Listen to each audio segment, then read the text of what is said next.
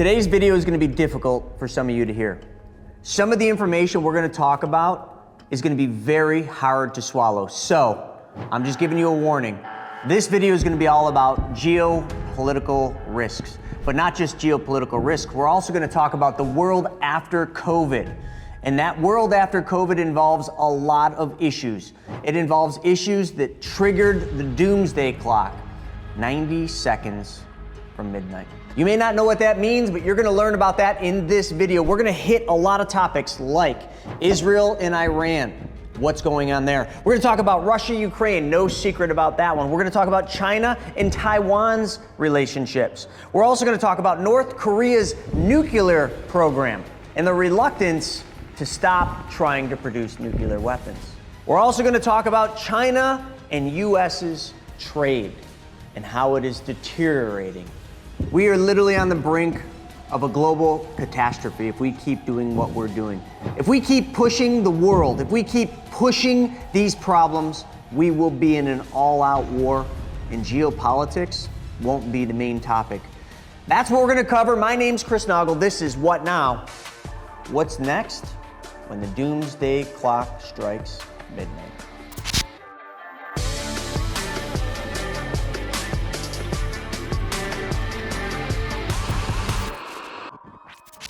So as we dive into the geopolitical showdown, you might be asking yourself, what are geopolitics? So if we go here to Wikipedia, geopolitics is the method of studying foreign policy to understand, explain, and predict international political behavior through geopolitical variables. So what I first wanted to start with are some of the tensions going on in the world right now. Let's start with Israel and Iran.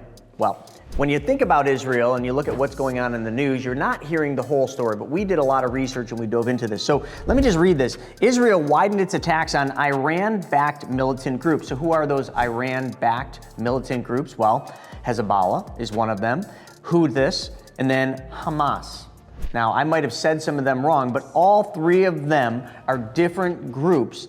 So Iran is heavily involved. Now, I don't know if any of you saw, but Iran has a bounty out on Trump's life. So right there, not making this political, but why would you want a candidate running for president dead?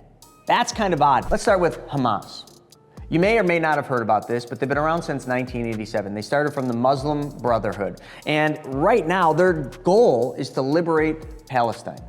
And I get it. They want to liberate Palestinian territories. Now, I'm no expert in this, but the one thing you need to focus on here is they are funded by Iran.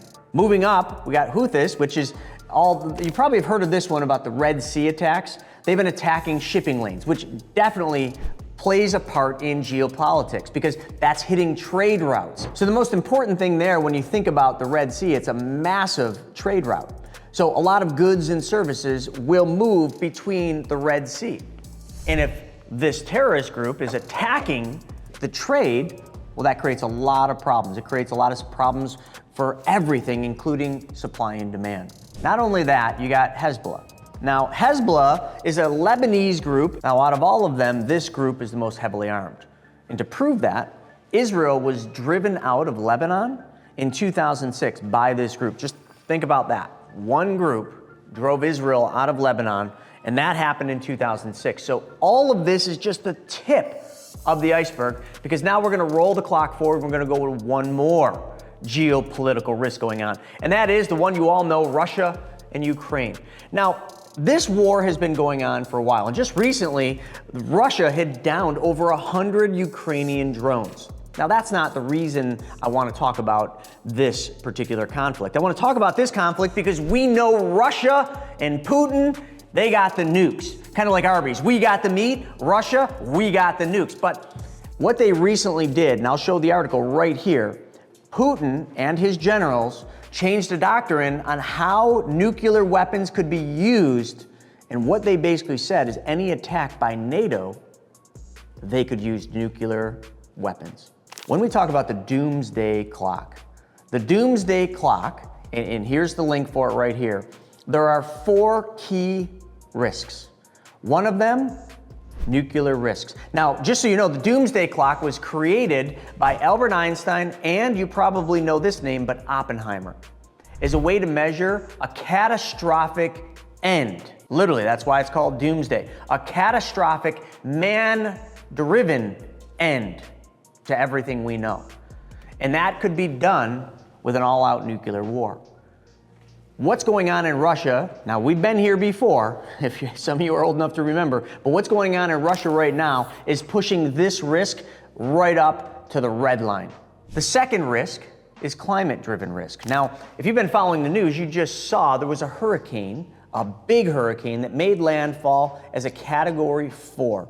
But that hurricane was so powerful that it pushed straight up through lots of different states, causing just catastrophic damage. And not only that, if you've been paying attention, climate worldwide has been going up. And we all know, because we've probably seen the movies, of what that potentially could mean. Another risk or threat with the doomsday clock is biological threats. Now, COVID, if you will, was a biological threat. And now, since COVID, listen, I'm gonna speak out of line here a little bit, but now governments have found that they can control all of us with fear. Biological threats. That was maybe not the first, but one of the first in our times, and it probably won't be the last. And the last, and probably one of the biggest risks, and you're probably not thinking this, but the doomsday clock talks about this, AI, artificial intelligence. Why is that a risk? Because if it's not controlled, it will get out of hand. And if any of you watch Terminator 2, Cybernet, I'm not gonna say anymore. But with that being said, Cybernet isn't here yet, but what is this channel where we bring great financial education and wealth education. But to understand what we're gonna be talking about, you gotta click this subscribe button, and right above there's a little bell, whoa! A little bell that you gotta smash. You can smash it like this, you can smash it with a left hook, a right hook, or you could just give it a straight punch right in the nose. There's a lot of people I think I'd like to punch in the nose, but all you gotta do is click that button. But let's get back into this topic. So, that I didn't know about, but is China and Taiwan. So you may not know this, but so China's been pushing the little buttons and really threatening Taiwan. And how they've been doing that is by sending intercontinental missiles over into Taiwan. Oh, these are just tests, they said. Let me read this to you. Taiwan is on alert over multiple waves of missile firing in inland China. I mean, let's all be real with ourselves. China wants to take over Taiwan. Taiwan is a democracy. And if you've been paying attention, Biden just sent, I think, like $357 million or pledged $357 million of aid to Taiwan for this. So we got Russia, Ukraine, we got China, Taiwan, we got Israel, Iran, but wait, there's more.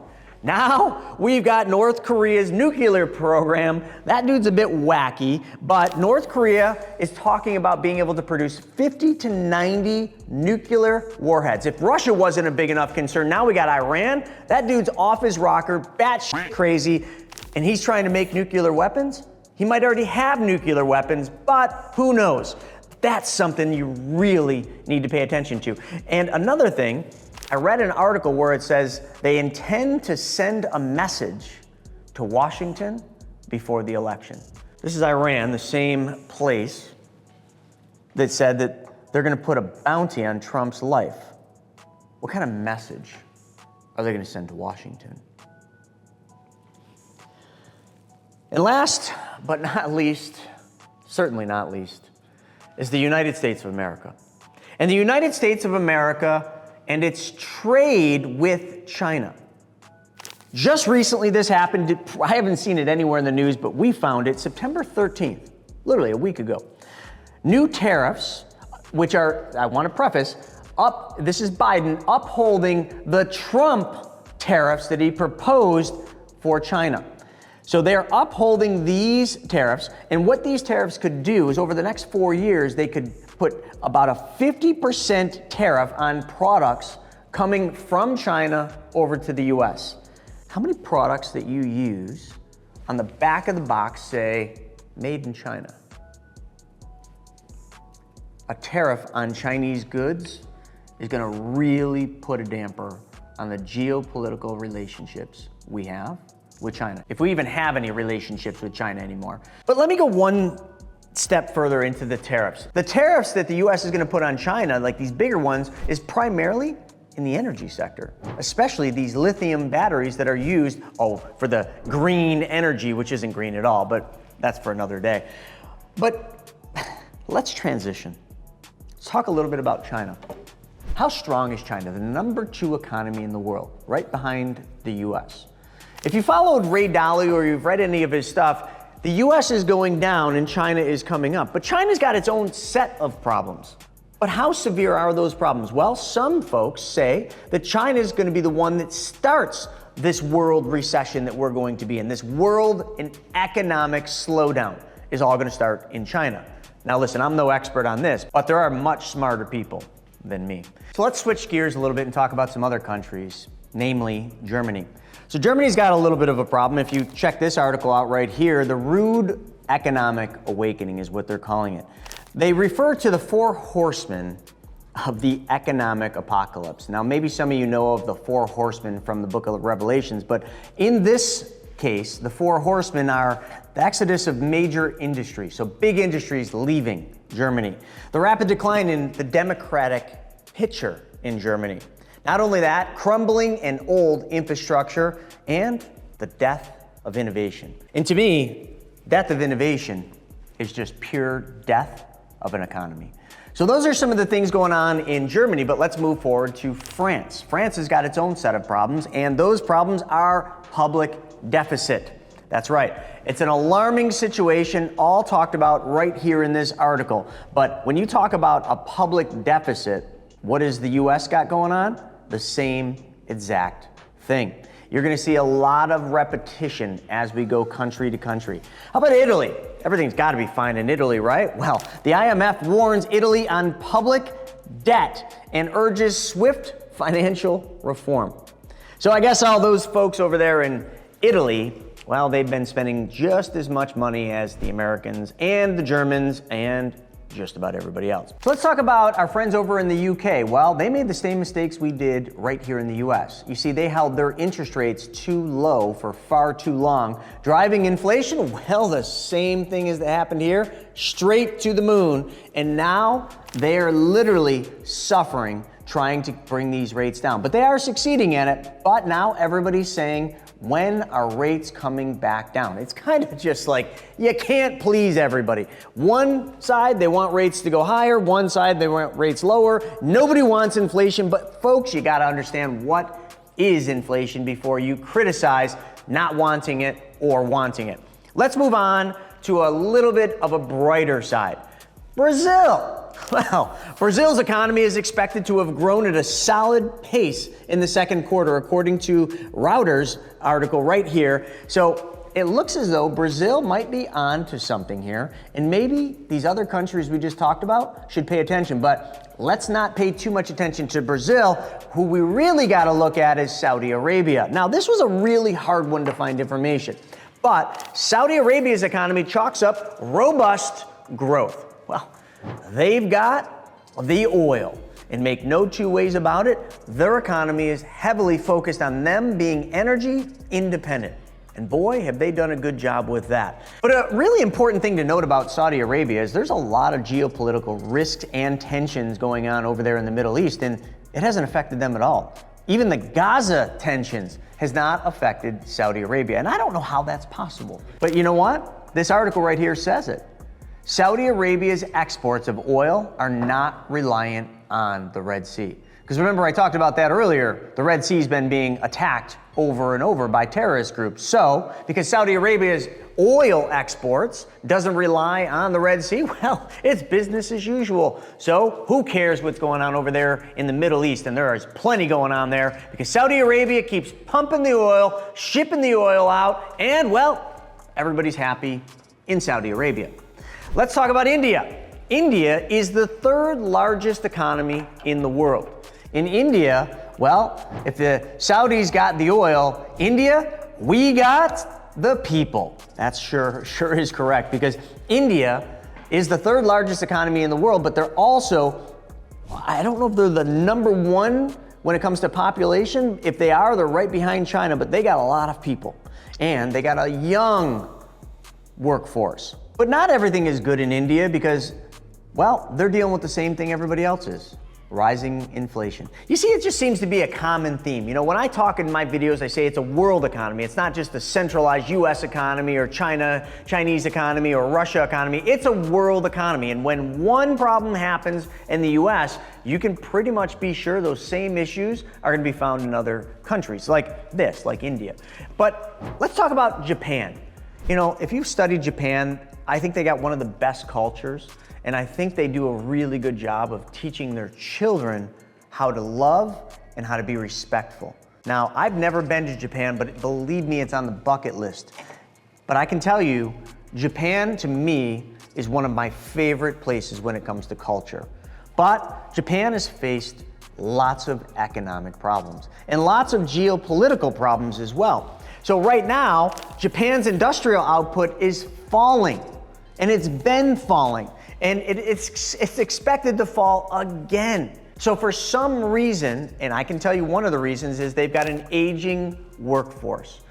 Their output is declining, and it is creating a lot of issues. Not only that, they're expecting their workforce to work well into their 70s.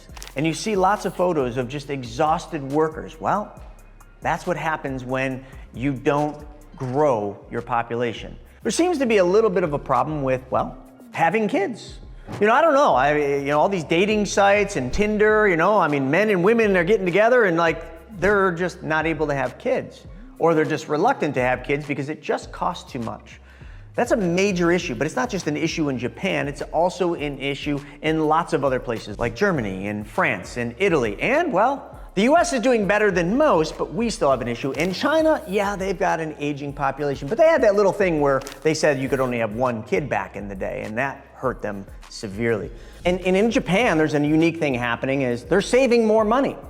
But they're saving more money, that also means they're spending less money, which is a large reason for their economic slowdown. And you're gonna see the same thing happen. As the entire world goes into an economic slowdown or a worldwide recession, which is what many are saying is gonna happen in late 2024, early 2025, it doesn't matter if people are saving more. That's a great thing. Definitely not happening here in the US yet, because in the US they just keep spending, but that will flip. And you will find the same thing that happened during the pandemic where people started saving and spending less and they started paying off debt. You will see the same thing happen in the US. You'll see it happening in France and Germany. All across the world, we're gonna have this big shift. But that big shift, although sounds great because people are saving more, it also means they're spending less. And if they spend less, that means companies and industries don't need as many people because they don't need to produce as many products, they don't need to ship as many products. Therefore, everything I've been saying all starts to make a lot of sense. And if you just look at box manufacturers, well, their future outlooks are way down because they know we're not going to need as many boxes, because we're not going to be shipping as many goods and services, because we are going to be in a recession, folks. That is one of the big things that everything I'm telling you about geopolitical risks that you need to be aware of. But not just a recession. We could enter the next world war. And because of all those things I mentioned earlier, all those threats and the wars and the conflicts going on in all those other areas, what happens next? Well, a lot of that lands in one place: leadership. Who is running the show? There are no ifs, ands, or buts about where we're headed. We are headed to a slowing economy. And here's the proof. Growth, right? You just look at growth. Global economy is projected to grow at a slower rate in the coming years, with estimates of 3.6 in 2022, in 2023, and 3.3 over the medium term. This is a decline from 6.1% growth in 2021. The numbers prove it. We're slowing down.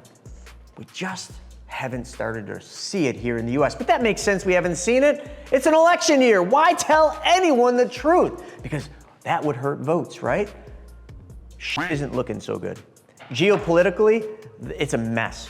But I will say one good thing. If you live in the United States of America, from a geopolitical standpoint, We've got the resources. We've got the land. We can grow our population. We shouldn't do it with illegal immigration. Our politicians should be paying attention. Did you hear what I said? Illegal immigration is not the way. But we need to grow our population. We need to improve our workforce and have a younger workforce here. And that can be done with immigration done the proper way. While we're talking about immigration, I would be remiss not to mention this Elon Musk tweet. And he said, very few Americans realize that if Trump is not elected, this will be the last election, which I fully agree. Far from being a threat to democracy, he is the only way to save it. Let me explain. If even 1 in 20 illegals become citizens per year, something that the Democrats are expecting as fast as humanly possible, that would be about 2 million new legal voters in 4 years. The voting margin in the swing states is often less than 20,000 votes. That means if the Democratic Party succeeds, there will be no more swing states. Moreover, the Biden-Harris administration has been flying asylum seekers who are fast-tracked to citizenship directly into swing states like Pennsylvania, Ohio, Wisconsin, and Arizona. It is a surefire way to win every election. America then becomes a one-party state, and democracy is over. The only elections will be the Democratic Party primaries. This already happened in California many years ago following the 1986 amnesty. The only thing holding California back from extreme socialism and suffocating government policies is that people can leave California and still remain in America. Once the whole country is controlled by one party, there will be no escape. And remember, this already happened in California many years ago with the 86 amnesty. And what that means is everywhere in America will be like the nightmare that is in downtown San Francisco. Is that what you want, folks? Because that's not what I want. But let's bring this whole thing to a close. The final stat that I want to give you is the recession stat. So the UN Trade and Development forecast global economic growth to slow to 2.6% in 2024, which is just above the 2.5% threshold commonly associated with recession. JP Morgan Research estimates a 35% chance of a global economic recession, and that will happen by the end of 2024, and a 45% chance by the end of 2025. The European Central Bank has cut its benchmark interest rates twice this year, and investors expect further rate cuts in the months ahead. Central banks worldwide do not cut interest rates unless we're headed the wrong direction. Because when you cut interest rates, you're trying to stimulate growth. And when you stimulate growth, you also increase inflation. And then when you turn the printing presses on for the money, well, bad things start to happen. So let's wrap this up with a silver bow, and let's talk about what should you be doing right now. Well, I've got a couple really good things. Pay attention to your spending. Get a hold of your spending. Rein it in before it's too late. You're going to have to do that. You're going to have to start focusing on getting out of debt. You're almost out of time. Now is the time to stop the spending, start focusing your money and your extra effort into paying off debt, especially high interest rate debt like credit card debt.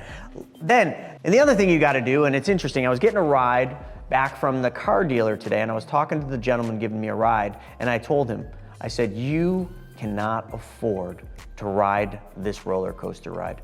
You need to get out. You need to sit on the sidelines, which means you need to diversify your investments. Stop focusing on growth and start focusing on protection of your principal. I cannot preface that enough. That is vital to your success of whether or not you're going to make it through this recession or you're going to really suffer through this recession.